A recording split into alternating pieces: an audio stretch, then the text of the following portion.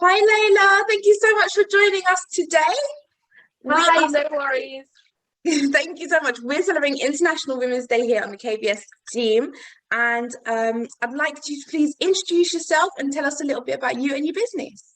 Okay, so my name's Lailah. I run Dr. Lailah Aesthetics. I'm an NHS doctor. I'm currently specialising in obstetrics and gynecology. And I also run an aesthetics clinic. So in my aesthetic clinic, I do treatments such as dermal fillers, anti-wrinkle injections, medical grade skincare, and facials. Yes, you're a very busy lady. So your company that you do the aesthetics for is Dr. Layla Aesthetics Limited, right? That's right, yeah. And where can we find you if anyone wants to go take a look? So my Instagram is at Dr. Lailah, which is DrLailah. My website is www.drlailah.com, and Facebook as well. You can find me under Dr. Lailah. Yeah. What made you start the aesthetics business? So when I was in medical school, I started to see a few people around, or a few people that were a little bit older than me, working in aesthetics, and I really was intrigued in what this was. I did a lot of research about it. I then went on a training course as soon as I could, and several other training courses after that. And when I started actually practicing, I genuinely found that I really, really enjoyed it.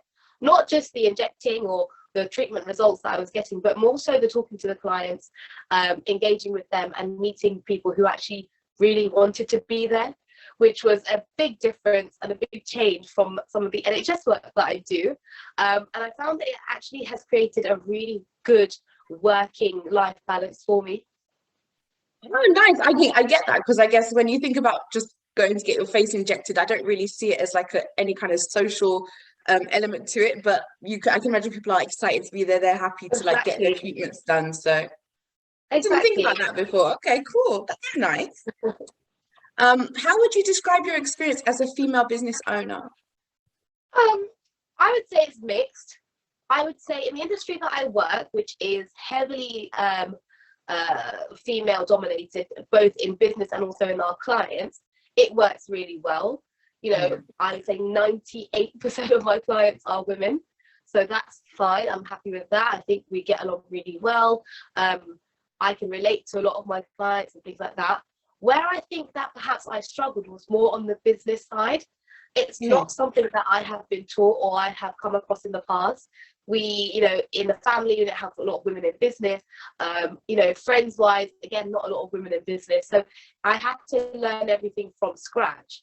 And I'm still learning now, 5 years on. So that side of it I found quite tricky. I do feel that perhaps sometimes women are not prioritized when it comes to learning about business skills. And maybe that's something that needs to work.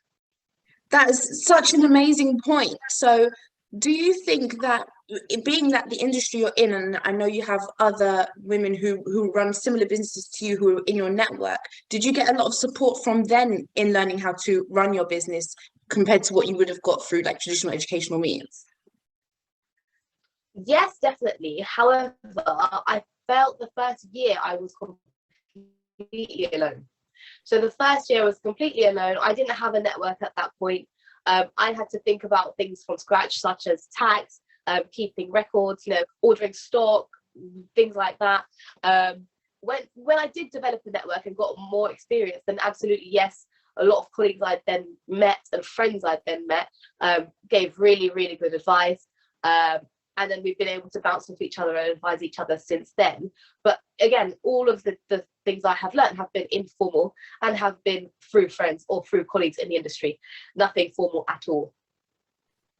Okay. So would you say has it been a struggle, or would you say like in a way has there been a benefit to it? I would say it's a bit of both. So it's good to learn. It's good to make sure that you're always, gaining new skills, that you're understanding the running of your own business. However, it's difficult. It does put you on the back foot a little bit. I suppose you could do a lot more in the time that you have, perhaps in the first year of the business, to help it to grow if you kind of know what you're doing. Yeah. I was great at the actual treatment, injecting, talking to the clients. I was able to book people in, travel to them, they would travel to me. That part was absolutely perfect. But actually, the running of the business, I did struggle quite a bit in the beginning, in the early stages. Now, as I said, 5 years on, it's no problem. Definitely have it under control completely. But yeah, just in the beginning, it's quite difficult. Understandable. So, aside on top of running your own business and being a fantastic business owner and being like an NHS doctor, you're also a mum. I know you've got a beautiful baby boy who's 2. Yeah. So, how do you find juggling work, business, home life, mum life? How do you juggle all of those things? Pretty badly. So I think that's the biggest question that people do ask me. How do you juggle it?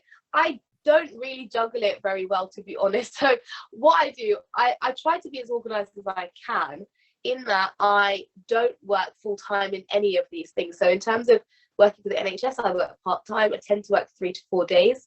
Working for myself, I try to work 1 to 2 days. Staying at home with my son is sort of 1 day minimum if I'm on call on the weekend, which I often am, or 3 days if I'm not on call on the weekend. So I try to balance it as much as I can, but it doesn't leave a lot of time for other things. So of course the cooking falls behind a lot, the cleaning falls behind a lot, that kind of thing. But yeah, that's something that might improve with time. It works at the moment, it's fine, and I am extremely busy, but I do like everything I'm doing. I do really enjoy it. So yeah. Yeah, I know you're so passionate about the work that you do, both sides of things, both the NHS and the aesthetics, and then also your little boy is completely adorable and gorgeous. So, but I can see like being stretched thin over so many different things that you've got going on. So, if you was to give advice to any other woman who wanted to start a business or become an entrepreneur, what would you advise them?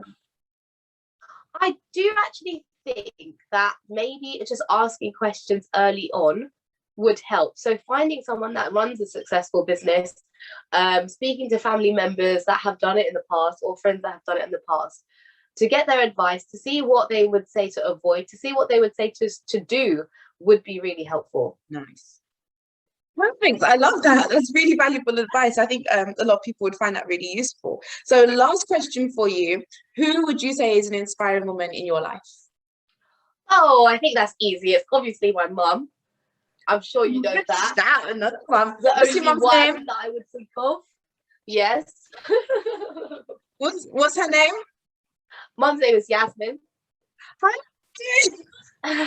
And she, to be honest, I think she's extremely inspiring because she worked as a single mum with 3 very young children, very close in age, myself and my 2 sisters, and also managed to somehow become a bit of a property entrepreneur herself, that kind of thing, and also successfully raise the 3 of us to become successful ourselves. And I do think that's massively important and something to be proud of, and that's definitely something I look up to.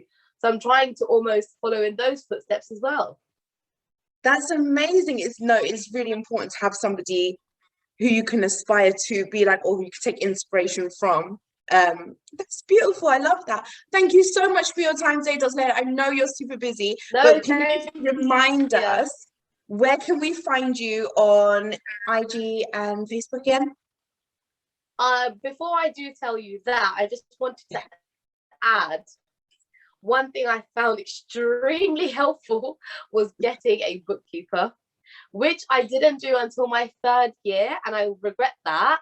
I spent a lot of time faffing around with different accountants and people who didn't really understand my business, who actually made me more delayed in what I was doing, more confused in what I was doing, and didn't help. I would say getting a bookkeeper who understands your business, takes time to learn about you as a person, really helped cut down my costs actually, and saved me money in the long run, and time, hugely saved me time. So I would say, yeah, definitely that's one key thing. And I'm so glad you think that. That's really good to know. I hope everybody takes notes of that, guys. Get yourself a good bookkeeper.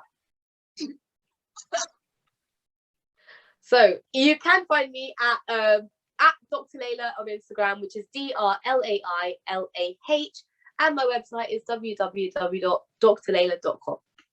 Thank you so much, Dr. Lailah. I'm going to link Thank to you. how to reach out to Dr. Lailah in the description box below the video, guys. So please do go and check her out on Instagram, message her on Facebook. She does some great treatments down in the clinic down in Essex. And she also does some skincare products, which I have tried myself. And I must say they are working.